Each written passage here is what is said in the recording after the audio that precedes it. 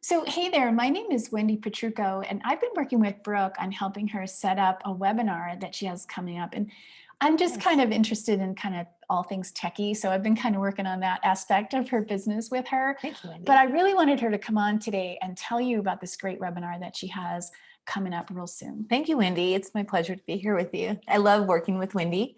Wendy has helped me with a number of projects, specifically the one that we're currently working on. We are working on our upcoming webinar, 7 Secrets to Maximizing the Profit in Your Vacation Rental. Ka-ching. So ding, ding, ding, ding. Who doesn't want more money and less Yeah, stress? right. Oh, yeah, they don't always go hand in hand. No, no. With more money comes higher stress levels. Yeah, yeah, it does. Yeah. So, and I understand that working with homes in the Lake Tahoe area, we've been doing it for, let's see, almost 15, 16 Wow, years. I Yeah. can't believe it. A long time. My company has started with the housekeeping service end of it. And then it's evolved into what we consider and our label is an Airbnb co-host Yeah, and then you just became a community leader. for I Airbnb. love that. So Yeah. can you tell us what that's all about? Yes. So Airbnb has set up these programs for different regions and they're all across the world. And what it is to bridge the gap between the community and the homeowners of Airbnbs. And in our community right now, there is a huge issue with Airbnbs. Now, over our neighbors over on South Lake Tahoe have recently decreased the applications that they're approving for Airbnbs. And Wendy, you were telling me a little bit about that. Yeah, I read an article Um, that said that they used to have 1,400 properties that were available for Airbnb rentals, and now it's down to 400. 100. So I don't know how that makes you feel, but if I were a property owner and I was not allowed to rent out my property anymore, Mhm. I'd be pretty pissed off. Yes, yes. And especially because there are so many homeowners who have bought the property as an investment and they really depend on that Yeah, income. or maybe they bought it and they thought they were going to use it more often and they just can't get to it. Or, life happens, right? We've Yeah, had the pandemic, but maybe you have aging parents or you have children that you have to care for. And maybe you just didn't get to your property as often as you thought you were right. going to. So, Brooke is putting together a local point of contact service. Can you tell Yes, us a little bit more yes. about So the that? local point of contact service is to basically maintain the integrity of your home while you're away. So there's a number of issues that could arise as your home is sitting there empty. And we really became aware of that during the COVID closures. So the first COVID closure happened between March 16th was our official day of closing, and it lasted, I believe, until June 9th. So that's about 3 months of a time period where the home sat vacant during winter. Mm, And so there's a number of issues that you can deal with during winter. You have God, yeah. frozen pipes. And even if you've never had a frozen pipe issue, we had one home.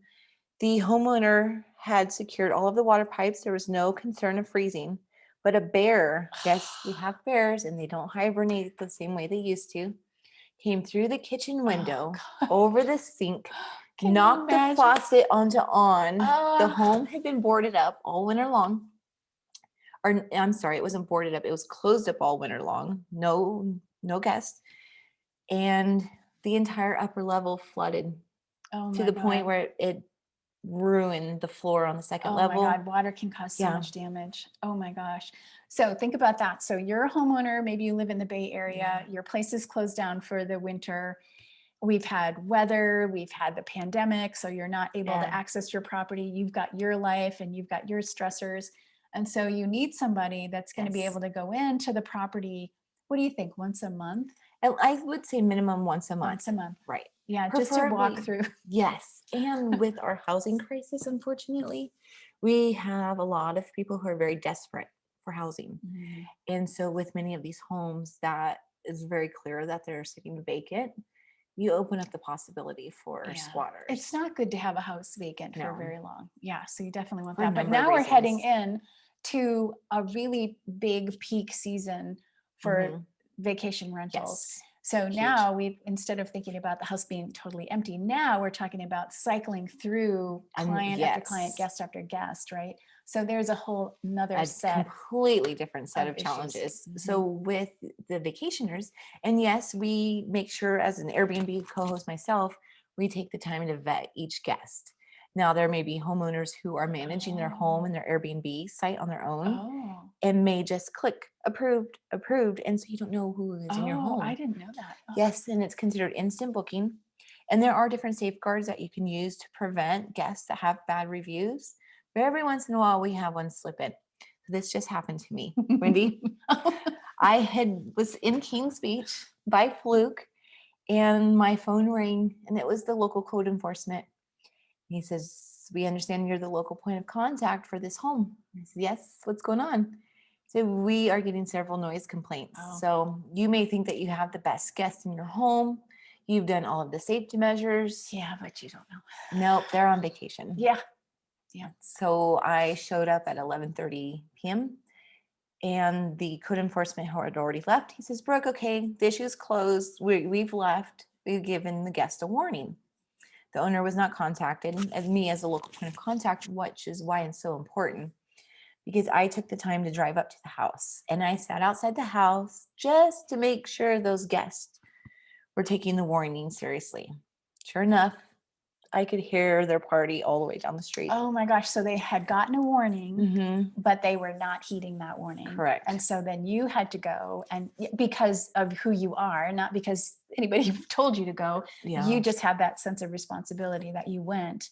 So what did you do? So I called code enforcement back. I didn't know what type of situation I'd be walking into. Yeah, you don't don't know want to go knocking on that door. Yeah. they're heavy drinking Yeah, or yeah, if it yeah. erupts. There's so many different challenges Right. that could happen. So code enforcement came back, and because he had already issued a warning, the guests were issued a citation. And had I not gone to address this issue, the citation would have went towards the homeowner's license. Oh, And with what's happening in South Lake Tahoe, we know that, we could easily end up in that same situation over on North Shore. So to prevent that, a local point of contact is super important. it's really about proactive care Yes. for your property. And so we're thinking about things like certainly bear invasions, noise issues with the guests, but other things that you told me about, like you said there's a period of time between when the cleaners leave and the guests arrive, and anything can happen during that period of time. We get fires in this area, we get severe weather in this area, and you just want to make sure that the home is presentable. Yes. And it's as it was presented on the Airbnb listing. Yes. And so that's another great service that I think you Thank you, provide. Wendy. And I think it's all about peace of mind for this vacation homeowner. Yeah. It's peace of mind so that you don't have to worry about what's going on with your property. Brooke is so attentive. She's gotten great reviews Thank you, from Wendy. clients that she already has. And we want to promote Brooke. I mean, I just think that you just have such a great program that you're offering. And I Thank think you, it's a Wendy. very reasonable price. And I think that if people want to learn more, it would be great for them to come to your webinar. But you can also leave a comment here and get in touch with I would Brooke. love to hear your comments and different concerns that you have from living so far away. We have homeowners that live completely across the country. Yeah.